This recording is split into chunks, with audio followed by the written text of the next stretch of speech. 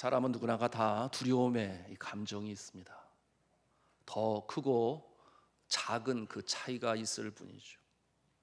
가깝게는 죽음에 대한 두려움이 있습니다. 사랑하는 사람들과 영원한 이별을 해야 하기 때문에 두려운 것이죠. 그런가 하면은 알지 못하는 내일 때문에, 그래서 또한 두려움이 있습니다. 혹 안 좋은 일이 일어나는 것은 아닐까? 혹 멀리 떨어져 있는 내 자녀에게 어떤 어려움이 일어나는 것은 아닐까? 남들처럼 나도 중병을 앓아 혹 눕는 시간이 오는 것은 아닐까? 그런가 하면 이 나라에 혹 전쟁이 일어나는 것은 아닐까? 저 아닐까? 사실 일어나지 않았음에도 불구하고 추측하고 상상하고 생각하면서 그 마음의 두려움이 떠나지 않아요. 그러니 그 마음에 평강이 없습니다. 그래서 그럴까요? 한 연구조사소에서 질문했습니다. 당신은 왜 종교를 갖고 사십니까? 왜 신앙이 필요합니까? 그렇게 질문했을 때에 기독교든 불교든 천주교든 다 똑같이 많은 사람들이 답을 하기를 마음의 평안을 얻기 위해서 신앙생활을 합니다. 그렇게 답을 했어요. 그 같은 내용을 보니 기독교인은 38.8%가, 불교는 42.5%가, 그리고 천주교는 무려 61.6%가 신앙생활의 이유, 그 목적이 마음의 평안을 얻는 것이다. 그렇게 답을 했습니다. 여러분도 그러한 바람이 있어서 예수를 믿고 오늘 주님 전에 나왔다면 잘하신 것입니다. 왜냐하면 이 평안은 사람의 능력으로, 사람이 애쓰고 노력함으로 심령의 평안함을 얻는 것이 아니라 하늘로부터 임하여 우리의 속사람을 새롭게 할 때 진정한 평강이, 우리의 영혼의 평안이 우리에게 있는 것입니다. 그러므로 그런 찬송 부르잖아요.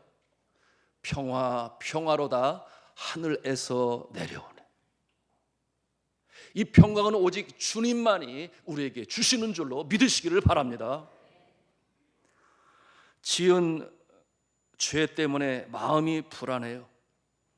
벌 받지는 않을까 하는 두려움은 예수 그리스도께서 십자가에 친히 달려 돌아가심으로, 그러므로 저가 채찍에 맞음으로 우리가 나음을 입었고, 저가 징계를 받음으로 우리가 평화를 누리고, 이 모든 죄악의 문제를 예수 그리스도께서 도말하셨기에 우리의 마음에 평강이 있는 줄로 믿으시기를 바랍니다.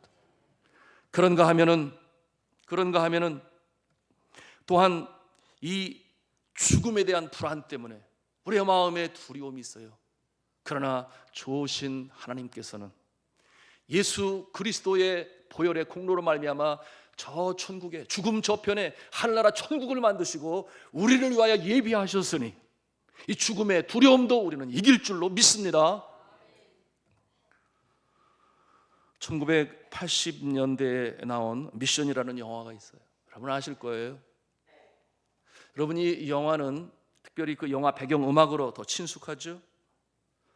이 영화 음악의 대가라고 하는 애니오 모리코네가 그 배경음악을 오보에를 통해서 이렇게 표현하게 되었는데, 그런데 그 곡에 사라 브라이트만이 가사를 붙여서 넬라 판타지아라고 하는 노래를 불러서 더 유명해진 그 영화입니다. 1750년대 남미를 배경으로 한 이 영화에서 용병이자 노예 상인인 멘도사는 이 고산지대 원주민들을 잡아서 이제 파는 일을 합니다. 그런데 그의 사랑하는 여인이 자신의 동생과 불륜을 가짐으로 배반을 해요. 그 모습에 진노하고 경로해서 결투를 하게 되는데 결국 자신의 친동생을 죽이고 맙니다. 그러니 그 마음에 죄책감이 있어요. 후회감이 몰려와요. 내가 왜 이런 일을 했는가? 저가 삶을 포기하고 자포자기하고 선교관에 그곳에 거하고 먹지를 아니하고 식음을 전폐합니다. 문제는 죄책감이에요. 해방을 받을 수가 없어요. 영원히 괴롭힘을 당한다는 그 아픔 속에 있어요. 그때에 그에게 다가온 한 신부가 있었죠. 그는 가브리엘 신부인데 저에게 다가와서 말을 하기를 죄악을 스스로 선택한 것처럼 참회의 방법도 직접 선택하시고, 이 신부의 말에 이 멘도사는 무거운 갑옷 더미를 끈으로 묶고 자신의 몸에 묶고 끌면서, 그러면서 힘겹게 폭포 위에까지 올라갑니다. 그 모습이 처절합니다. 고행으로 참여하는 모습을 그린 것이죠. 결국 멘도사는 자신이 그처럼 노예로 잡아들이던 원주민의 마을에 가서 저들의 편에 서고 저들을 도움으로 저들로부터 용서함을 받습니다. 그러나 사랑하는 성도 여러분, 우리가 꼭 알아야 할 것이 있어요. 그것은 뭐냐면, 우리가 죄로 인한 죄책감, 그리고 그것으로 인한 이 두려움과 불안으로 인해 평안이 사라져버린 마음은 나의 노력으로, 나의 애씀으로, 나의 능력으로 해결되는 것이 아닙니다. 사람이 주는 능력으로 해결되지가 않아요. 그게 다가 아니기 때문에 그렇습니다. 내가 범한 죄가 다가 아니기 때문에. 어느 누구나 사람들은 누구나 그 영혼 속에 태어날 때부터 갖고 태어나는 죄성이 있습니다. 첫 인간인 아담과 하와의 죄가 태어나는 모든 인류의 심성에 흐릅니다. 그러니 막연한 불안함이 있어요. 두려움이 있어요. 그 어느 것으로도 지울 수가 없습니다. 오직 하나, 날 위하여 십자가에 달려 돌아가신 예수 그리스도. 그가 죄인 아닌 죄인의 몸으로 우리의 억만가지 죄악을 가지고 과거의 죄, 현재의 죄, 미래의 죄를 그의 몸에 다 짊어지시고 십자가에 달리셔서 물과 피를 다 쏘실 때까지 우리를 용서하신 그 사랑을 우리가 믿음으로 아멘으로 받아들이고 예수 그리스도를 나의 심령의 구주로, 나의 삶의 주인으로 모실 때에 비로소 진정한 평강이 우리의 영혼에 임하는 줄로 믿으시기를 바랍니다. 그때 비로소 우리의 심령을, 영혼의 자유함을 입는 것이요, 진리를 알지니 진리가 너희를 자유케 하리라. 죄악으로부터, 유혹으로부터, 죽음으로부터 우리가 자유함을 입을 수가 있는 것이요, 예수님을 끝까지 따를 것처럼 호언장담했던 제자들, 오늘 그 모습 속에서 이 귀한 진리의 말씀을 우리는 배울 수 있습니다. 저들이 호언장담했지요. 끝까지 주를 따르겠나이다. 그러나 정작 예수 그리스도께서 십자가에 달려 돌아가시니 자신들이 바라보았던 그와 같은 생각들이 완전히 산산조각 나고 말았습니다. 뿐만 아니었어요. 우리도 잡아가는 것은 아닌가 두려움이 그 마음에 임하니 저들이 도망하여 한 곳에 숨었습니다. 예수 그리스도를 부인했다고 하는 그 아픔도 있었지만, 그러나 자신의 앞날이 어떻게 될 것인가 미래에 대한 불안함과 두려움이 있어요. 한 번은 마리아가 예수 그리스도의 무덤에 찾아갔는데 향유를 부려고 그랬었잖아요. 그런데 저가 달려와서 하는 말이, 무덤이 비었습니다, 예수께서 살아나셨습니다, 내가 예수를 만났습니다. 그 말을 듣고 저들이 놀래서 달려갔지 않았겠습니까? 무덤을 보지 않았겠습니까? 그러나 예수 그리스도를 만나지는 못했어요. 다시금 돌아온 제자들, 예수님이 부활하셨다면 다시 우리를 만나러 오실 것인데 그 마음에 수치감이, 죄책감이 있습니다. 예수 잡히시던 날 밤에 도망친 저들, 이와 같은 불안과 염려 그리고 두려움 속에 있는 자들에게 예수 그리스도께서 찾아오십니다. 그 혼란스러운 감정으로 뒤섞인 저들, 그날 저녁, 안식 후 첫날 저녁, 그 저녁에 예수 그리스도께서 찾아오셔서 뭐라고 말씀하십니까?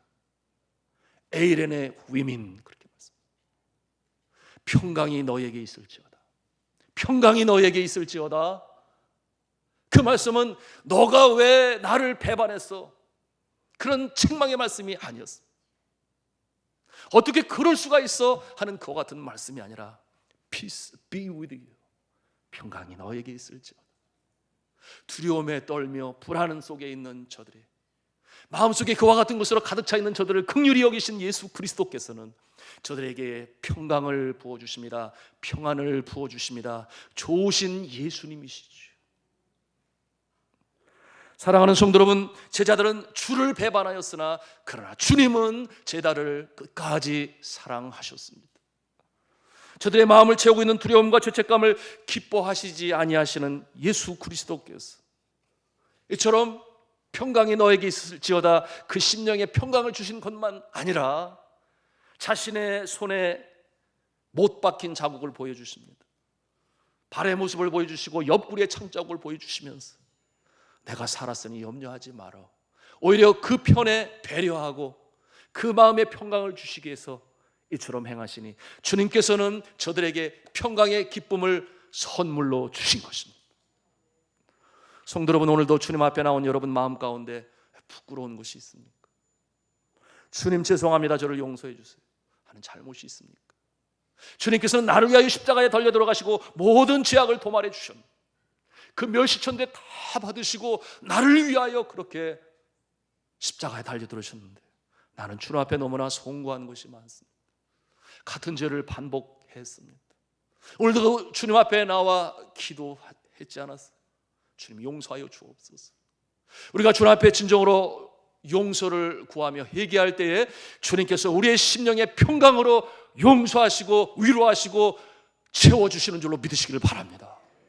좋으신 예수님이시죠. 그러므로 마음과 육신을 압박하고 있는 두려움과 불안과 우울이 물러가고 평안으로 새 생명으로 소생시키시는 주님, 우리의 속사람을 새롭게 하시는 주님께서 우리의 육신도 속사람이 새롭게 되니 겉사람도 지켜주시는 평강으로 주시는 우리 주님이심을 믿으시길 바랍니다.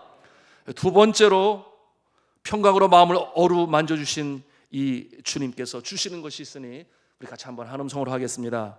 사명을 주십니다. 아멘이에요. 사명을 주십니다. 우리 성경 말씀 함께 읽기를 원합니다. 21절 말씀 같이 다시 읽겠습니다. 시작.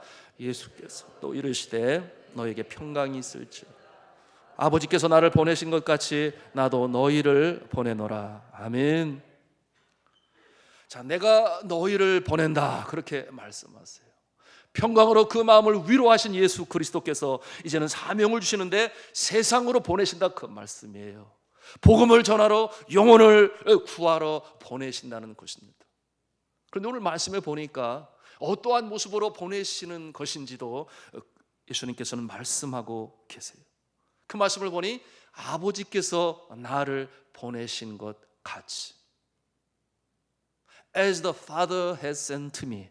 영어로 보면은 문법적으로 현재 완료형이 되는데요. 그 어느 날이 있었을 것입니다. 하늘에서 성부 하나님, 성자 하나님, 성령 하나님이 회의를 해요. 영원히 죽을 수밖에 없는 불쌍한 인류 그 존재를 바라보며 어쩌면 다시 창조의 선한 회복이 있을 수 있을 것인가. 그럴 때 성자 예수 그리스도께서 차원하시는 거죠. 제가 내려가겠습니다. 그 천상을 뒤로 하시고 이 땅에 친히 강림하신 예수 그리스도, 그와 같은 모습으로 이제 나도 너희를 보낸다 그렇게 말씀하시는 거예요. 그러니 이와 같은 모습은 저 높은 천상에서 이 낮고 낮은 땅으로 보내심의 역사, 이 죄 많은 세상, 병든 세상으로 내려오신 예수님과 같이 우리도 그렇게 보낸다고 하는 것입니다. 그 모습은 복음이 있는 곳에서 복음이 없는 곳으로, 평강이 있는 곳에서 평강이 없는 곳으로, 예수님께서 그렇게 아버지의 보내심을 받으셨던 것처럼 우리도 그렇게 세상으로 보내시기를 원하시는 것입니다. 이와 같은 모습, 우리는 이 시대의 선교사의 모습에서 아주 쉽게 그 모습을 연상해 볼 수 있지 않겠습니까? 지금은 우리나라가 잘 살아요. 얼마 전에 발표했습니다. 연간 국민 개인당 소득이 3만 불에 육박하게 되었어요. 이제는 먹지 못하는 것은 문제가 아니에요. 어떻게 잘 가려서 먹느냐가 문제겠죠. 그럼에도 불구하고 여전히 불만이 많은 이 세상이지만 여하튼 우리나라보다 못 산 나라가 얼마나 많은지 몰라요. 그곳으로 이제 선교사들은 나아갑니다. 개인당 1년 소득이 1,000불 미만인 네팔로 들어갑니다. 그런가 하면은 캄보디아나 아프리카나 또는 에티오피아나 수단과 같은 나라, 경제적으로 낙후된 곳으로 가죠. 아마 예수 그리스도께서 이 땅에 내려오실 때 이 세상의 모습이 그러지 않았을까? 영적으로 곤핍하고 가난하고 그와 같은 곳으로 내려오신 예수 그리스도, 그와 같은 경제적으로 낙후된 곳에는 풍토병이 있습니다. 그런가 하면은 중동권, 이슬람권, 테러리스트의 위협이 있어요. 그러나 갑니다. 억지로 가는 것 아니잖아요. 자원하는 마음으로 간다고 하니 보내는 것입니다. 예수님도 그러시지 않으셨겠습니까? 아버지, 제가 내려가겠습니다. 가서 구원을 이루겠습니다. 어떠한 대가를 치르고서라도 결국 예수 그리스도께서는 그의 생명을 인류의 구원을 위하여 온전히 드렸습니다. 우리 교회는 지금까지 바로 이러한 선교를 지향하며 선교사들을 보내왔어요. 필리핀에 처음으로 선교사를 보냈습니다. 그냥 필리핀이 아니고 필리핀 지역에 여전히 미전도 종족이 남아 있었습니다. 여전히 복음을 제대로 듣지 못한, 그러므로 피나토보 산지에 살고 있는 9만여 명의 아이타 부족, 그들은 정령 숭배자들이었습니다. 그러므로 산 꼭대기에 있는 아뽀 마말야리를 숭배하는 정령 숭배자들, 그들에게 선교하러 나갔습니다. 1986년도에 시작되는 이 원주민 선교는 이동구 선교사님을 보내게 되었고, 두 번째로 1991년도에는 이종과 아내를 보냈습니다. 그리고 1998년도에는 이경수 선교사님으로 이어져서 17년간의 선교 사역 끝에 마침내 이 미전도 종족이 전도 종족이 되었습니다. 할렐루야! 이게 굉장히 의미가 있는 일이에요. 이제 저들은 스스로 복음을 전할 수 있는 그 같은 모습이 되었다, 그 말입니다. 그렇게 되었으니 이제 또 다른 곳으로 선교지를 찾아가게 되었는데요, 이동구 선교사님은 중국 공산권 선교로 나가게 되었고, 이 종과 아내는 네팔 힌두교권으로 가게 되었고, 이 경수 선교사님은 이집트 이슬람권으로 사역지를 옮기게 되었습니다. 환경적으로 열악하니 아픔도 고난도 왜 없었겠어요? 밤을 새워 얘기해도 끝이 없지. 그러나 그 아픔과 고난 가운데도 영원히 돌아오는 역사를 보게 되니 보람이 넘치고 감사가 넘치고, 결국 그 보람과 감사가 어려운 환경들을 이겨낼 수가 있었습니다. 앞으로도 우리 교회는 이 전통을 지켜 미전도 종족으로 선교사를 보내는 이와 같은 선교를 지향하게 될 것입니다. 지금 우리 조덕현 목사님이 캄보디아로 가려고 준비 중에 있는데요, 얼마나 감사합니까? 불교권 아니겠습니까? 오늘 말씀처럼 아버지께서 나를 보내신 것과 같이 나도 너희를 보내노라. 본을 보이신 예수 그리스도께서 제자들을 그처럼 복음이 없는 곳에서 복음이 있는 곳에서 복음이 없는 곳으로, 평안이 있는 곳에서 평안이 있는 곳에서 없는 곳으로 이렇게 보내시는 이 모습. 성도 여러분, 그러면 오늘날 이 땅에서 살아가는 우리 모두가 다 선교사로 나가야 되겠습니까? 그렇지는 않겠지요. 주님께서 특별히 부르신 자들은 그와 같은 모습으로 가겠습니다만, 그러나 이 땅 가운데서도 얼마든지 보냄받은 자의 사명으로 우리는 살아가며 감당할 수가 있어요. 제가 지난 주간에 전남 나주에 이 병상 세례를 베푸는 기회가 있었습니다. 우리 교회 한 성도님이 그 가정에 가족 선교사로 파송을 받은 거죠. 아무도 예수 믿는 사람이 없어요. 그러니 혼자 신앙생활로 주님 앞에 기도할 때 얼마나 눈물을 많이 흘렸겠습니까? 어찌하든지 한 사람이라도 주님 앞에 인도하려고. 그래서 기도하는 가운데 이 모친이 병중에 있지 않았겠어요? 물론 많이 연로하십니다. 그런데 여러분 함께 기도했잖아요. 계속해서 혈변을 보시는 거예요. 그치지가 않아요. 의사 선생님도 염려하고 원인을 알 수 없으니 더 염려하고, 간절히 기도하는 가운데 이 혈변이 멈추게 되었으니 너무 감사하고, 의사 선생님들도 놀라고. 왜 그렇게 하셨겠습니까? 이 모친을 구원하시기 위해서, 주님의 자녀로 만드시기 위해서. 그래서 가족들의 마음이 이제 많이 열렸으니 이제 목사님 내려오셔서 병상에 누워있지만 세례를 베풀어 주시면 감사하겠습니다. 가족들이 함께 있는 자리에서 해주시면 너무 감사하겠습니다. 그래서 가서 세례를 베푸게 되었으니 얼마나 감사합니까? 세례를 베푼 내내 제 마음에 감사도 있었지만 너무나 이 감동이 와서요. 그날에 오기까지 얼마나 가족 선교사로 수고하고 애썼을까. 한 사람이라도 주님 앞에 인도하기 위해서. 그래서 제가 질문을 했지 않았겠습니까? 그래도 세례는 세례니까 확실히 알고 세례를 베풀어야 하니까. 우리 사람이란, 인생이란 그 어느 누구도 나의 능력으로 내가 지은 죄 사함을 받을 수가 없음을 인정합니까? 그랬더니 예, 우리의 죄악은 오직 예수 그리스도, 이 땅의 구원자로 오신 예수 그리스도만이 우리의 죄를 용서하실 수 있는데 그것을 믿습니까? 그랬더니 예. 그러므로 이 땅에 살아가는 동안에 주의 성령의 인도하심을 받아서 주의 말씀에 순종하고 믿음으로 나가야 되는데 그렇게 하시겠습니까? 그랬더니 예, 그래요. 제가 그 모습을 보니까 하나님이 건강 다시 회복시켜 주실 것 같아요. 그대로 가시면 어떻게 그렇게 살 수가 있어요? 그런 생각을 갖게 되었는데, 세례를 베풀 때 감동이 임하고 눈물이 임하고, 나와서 우리 성도님 인사하는데 눈물이 그렁그렁. 사랑하는 성도 여러분, 우리가 저 먼 곳에 가지 않아도 이 땅에 살아가는 동안에 우리 곁에 가족 중에, 이웃 중에 여전히 복음을 알지 못하는 자에게 복음으로 전하는 이 사명을 감당하실 수 있기를 저는 주님의 이름으로 부탁합니다. 그런가 하면 오늘 말씀 가운데 평강이 있는 곳에서 평강이 없는 곳으로, 이것이 아버지께서 나를 보내신 그 모습입니다. 오늘날 이 시대의 모습, 너무나 사랑이 없어서 각박해요. 그런데 이와 같은 모습은 과거에도 마찬가지였습니다. 예수님의 제자들이 예수님을 볼 때에 저가 유대인들만을 위하여 십자가에 달리셨는가? 그렇지 않아요. 죄악에 관영한 로마 사람들을 위하여, 그런가 하면 이방인들을 위하여 십자가에 달려 돌아가셨으니 그 사랑 우리도 실천해야 되겠다. 여러분, 그래서 로마로 가지요. 복음을 전하지요. 그 핍박이 얼마나 심했습니까? 박해가 얼마나 많았어요. 네로 황제 얼마나 핍박이 심했습니까?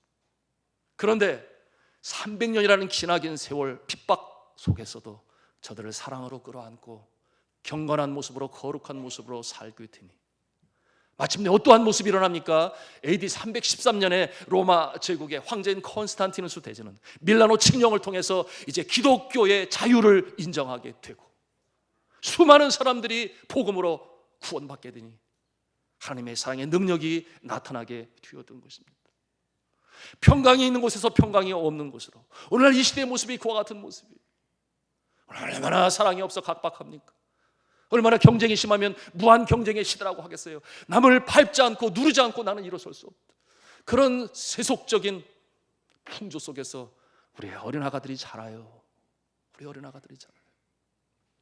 한국에서 유치원 다니다가 네팔에 부모님이 선교사가 돼서 나오게 되니 이제 네팔에 있는 유치원에 들어와서 편입을 하게 되었는데, 근데 편입이라는 말 써도 되는지 모르겠습니다. 여하튼 내 것을 챙기는 한국 아이들의 모습을 보는 거예요. 이거 내 거야, 이거 내 거야, 이거 내 거야. 사랑 없어 각박한 세상, 심지어 어떤 사람들은 포기해요. 극단적인 생각을 합니다. 얼마나 안타까워요. 오늘날 OECD 국가 중에 한국이 그 불명예스러운 모습이 있고, 생각할 때마다 우리는 그런 모습이 아니었는데, 더불어 살기 위하여 콩 하나라도 나눠 먹었던 민족이었는데, 한 분은 금천구청의 이 보건소에 수고하시는 분 중에 이 자살 방지 대책 그 일을 하시는 분이 계세요. 제게 그런 말을 했는데 제가 지금도 기억하고 있어요. 무슨 말이냐 하면, 오늘날 많은 사람들이 극단적인 생각을 하고 자살을 하는데, 그런데 그것을 방지하는 대책의 최고의 방법이 있습니다. 그게 뭡니까? 그와 같은 극단적인 생각을 하고 있는 자가 한 사람만이라도 그 누군가가 나를 생각하고 나에게 관심 가져주고 나를 사랑하는 사람이 있으면 그는 최후의 순간에 다시 한번 생각한다고 하는 거예요. 그러므로 한 통의 전화가 소중하고 한마디 격려의 말이 소중하고, 그래서 가장 최고의 자살 방지 대책이라고 하는 것은 관심을 가져주고 사랑을 가져주는 것인데, 그 한 사람이 없어서 마지막 하지 말아야 할 결단을 하는 모습이 있다는 얘기를 제가 들었습니다. 사랑하는 성도 여러분, 우리가 평강을 가지고 있습니까? 주님의 사랑을 가지고 있습니까? 우리 주변에 그처럼 어려움 속에, 어둠 속에 주저앉는 자에게 사랑으로 나갈 수 있기를 주님의 이름으로 부탁합니다. 사랑하는 성도 여러분, 이제 주님께서 사명으로 주시는데요, 이 평강을 전하는 모습이 우리 가운데 있어야 하겠습니다. 우리 교회가 사신절을 현재 보내고 있는데 예수의 이 십자가의 사랑을 다시 한번 상기하고 또 그와 같은 모습으로 새로워지기를 원하는데요, 우리 선교하는 교회로서의 이 사랑하는 모습은 너무나 필요합니다. 주보 천면에 여러분 함께 보십시오. 저희가 기도의 제목으로 올려놓았습니다. 하나님을 기쁘시게, 교회를 건강하게, 이웃을 따뜻하게, 가정을 행복하게. 이 슬로건으로 재무장하고 새 시대를 이루고자 하는 마음이 간절한데요, 특별히 세 번째 슬로건이 무엇입니까? 이웃을 따뜻하게. 이 시대에 교회에 주신 사명이라고 여기고 있습니다. 그래도 감사한 것은 최근에 우리 성도 여러분들이 말씀하세요. 그리고 방문해 주시는 분, 오랜만에 방문해 주시는 분들이 저희 가서 그런 말을 해요. 교회가 많이 달라졌습니다. 그래서 뭐가 그렇게 달라졌어요? 그렇게 여쭈니까 하시는 말씀이 교회가 많이 따뜻해졌습니다. 교회가 많이 따뜻해졌습니다. 오늘날 이 시대에 외로운 자가 많고, 오늘날 이 시대에 지친 자가 많고, 영적으로 다운되어 있는 자가 많고, 사랑하는 성도 여러분, 이와 같은 모습으로 쭉쭉 전진해 나갈 수 있기를 저는 주님의 이름으로 축복합니다. 우리 교회가 이 사명을 받았습니다. 그러므로 우리의 심령이 따뜻해지고, 가정이 따뜻해지고, 내가 있기 때문에 우리의 직장이 따뜻해지고, 우리의 사회가 변화되어지고, 오늘날 이 교회의 사명을 바로 여러분 자신을 통해서 이루어 가실 수 있기를 주님의 이름으로 부탁합니다. 세 번째, 그처럼 사명으로 일깨우신 예수 그리스도께서는 제자들에게 주시는 세 번째 말씀이 있으니 같이 한 음성으로 하겠습니다. 성령을 받으라. 성령을 받으라. 우리 22절 말씀 같이 읽겠습니다. 22절 말씀 시작. 이 말씀을 하시고 그들을 향하사 숨을 내쉬며 이르시되 성령을 받으라. 아멘. 자, 사명을 주신 주님께서는 이제 그 사명을 이룰 수 있도록 능력도 주시기를 원하시는 좋으신 예수님. 성령을 받지 아니하고서는 어떻게 세상에 나갈 수가 있겠습니까? 연약한 믿음을 가지고 오늘날도 마찬가지예요. 성령의 충만함을 받을 때 우리가 영혼 구원을 위해서 나갈 수 있고, 내가 감당할 수 없는 것 같은데도 그것을 이루어 나갈 수 있는 우리의 모습이 되는데, 예수 그리스도께서 성령을 받으라 그렇게 말씀하고 계십니다. 자, 이 하나님 나라에 좋은 일을 하시는 분들, 헌신으로 봉사로 수고하시는 분들을 보면 그 모습이 참 보기가 좋아요. 선한 행위 때문만도 아니라 그 얼굴을 보면 기쁨이 넘칩니다. 밝은 기운이 넘쳐납니다. 그것을 볼 수가 있어요. 세상 사람들의 눈으로 바라보면 참 이해가 되지 않아요. 이렇게 바쁜 세상에 시간을 내서 이웃들을 위하여 교회에서 봉사하고 수고하고 참 이해가 되지 않습니다. 그러나 하나님의 사람들은, 믿음의 사람들은 봉사하고 헌신하면서 기쁨과 보람을 갖게 됩니다. 아멘이죠? 그래서 더 열심히 하게 돼요. 이 맛을 안 사람들은, 물론 다는 아니지만 믿음 있는 사람들 가운데서 더 열심히 주님을 자원하는 마음으로 섬기고, 저는 선교지에서 의료 선교사들 방학 때마다 나오시는 분을 봐요. 그 휴가를 반납하고 단기 선교로 나오시는 분들을 봐요. 왜? 이것이 저를 치유합니다. 회복이 됩니다. 힐링이 됩니다. 땀 흘리고 수고하고 애쓰는데 그 얼굴이 환하게 피어. 성지순례를 다녀왔어요. 성지순례 중에 어떤 코스가 있었냐면 사해바다에 가는 코스가 있었습니다. 사해바다에 가니까 그 머드 진흙이 세계적인 진흙이래요. 그래서 몸에 이렇게 막 바르고 우스꽝스러운 모습이기도 하지만 또 그렇게 하고 나오니까 이렇게 피부가 맨질맨질해져서 그래서 너무 좋아하시는 모습을 봅니다. 아마도 그곳에서 이 아하바라고 하는 제품인데 머드팩을 가져가서 요즘에 열심히 바르고 계시지 않을까, 이런 생각도 해보는데요. 사랑하는 성도 여러분, 그러나 우리의 영혼의 이 평강은, 우리 속사람의 새로워짐이 결국 외적으로도 드러날 수밖에 없는데요, 우리의 속사람, 이 심령은 주님이 주시는 평강으로 많이 그 평강이 임하고 심령이 회복되는 줄로 믿으시기를 바랍니다. 그렇기 때문에 주님 앞에 기쁨으로 헌신하고 성령으로 충만한 자는 얼굴을 보면 알 수가 있어요. 그런데 이와 같은 모습 우리에게 도전이 되고 능력이 되는데, 쉽지는 않아요. 저는 어제 우리 선교 목사님 4분 모시고 그리고 또 장로님들 4분과 함께 당연 수련회를 다녀왔습니다. 잠언의 이 시간이었어요. 철로 역정의 길을 걸으면서 여러 코스가 다 은혜가 됩니다만은 이 다리가 좀 뻐근하고 지쳤을 때 들어간 곳이 The House Beautiful이라고 하는 미궁이라고 하는 곳인데요. 아름다운 집. 그 안에 들어가니까 마음이 따뜻해지면서 들어갈 때 그 안에서 반겨주는 분들이 아주 환한 표정으로 어서 오세요, 환영합니다, 그렇게 맞이해 주는데 정말 마음에 평안이 임하더라고요.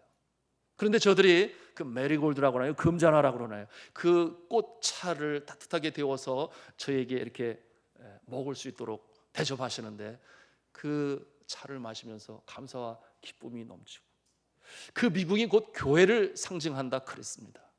우리가 신앙생활할 때 어려움만 있는 것이 아니라 때때로 그와 같은 교회에서 세심을 얻고 위로를 받고 능력을 받아 다시 세상으로 가는 것인데요. 그런데 제가 유심히 본 것은 그들의 모습이에요. 40대의 모습도 있고 또는 70대가 다가온 머리가 허여신 분도 계신데 그 표정이 하나같이 환하고 밝고 기쁨으로 감당하는 것. 그 필그림 하우스의 사역이 얼마나 크고 많은데 그 안에 자원봉사하시는 분들이 가득한, 그분들이 어떤 유급봉사를 하는 것이 아니라 감사함으로 기쁨으로 하는데 그것이 저들의 심령을 살찌우고 기쁨과 보람을 주니 그처럼 봉사하며 감사하지 않겠습니까? 사랑하는 성도 여러분, 우리 신앙의 척도 그 깊이의 단계를 뭐로 보는 줄 아십니까?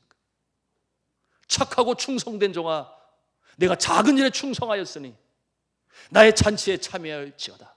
내가 이제 큰 일을 너에게 맡길 것이다. 사랑하는 성도 여러분, 우리의 신앙의 척도는 정말 주님을 위하여 봉사하고 있는가? 오늘도 영혼 구원을 위하여 전도하고 있는가? 일이 어려운 것 같은데 내가 기쁨과 감사로 봉사하고 있는가? 그 모습을 볼 때에 우리의 신앙의 그 높이를 측정해 볼 수 있는 것입니다. 오늘 예수 그리스도께서는 성령을 받아라 그렇게 말씀하시는데 저들이 성령을 받지 않았겠습니까? 오순절 성령 강림 그날 하늘에서 성령 강림이 임하게 되니 저들이 방언으로 말하게 되고 하나님의 큰 일을 말하게 되고 그런가 하면 능력을 받게 되었습니다. 그러므로 그처럼 두려움에 떨며 다락방에 숨었던 저들이 완전히 변해서 저들이 주의 복음으로 전할 때에 병자가 일어나고 귀신이 쫓김을 당하고 생명이 살아나고 이 놀라운 역사를 감당하는 모습을 보게 되는데요. 사랑하는 성도 여러분, 우리가 그러기를 바랍니다. 주님의 성령의 충만함을 받아서 이 땅에 살아가는 동안에 우리의 심령의 불안과 두려움은 다 없어지게 되고 하나님의 일을 감당할 때 심령의 기쁨을 맛보며 승리로운 복된 인생으로 살아가실 수 있기를 저는 주님의 이름으로 축원합니다.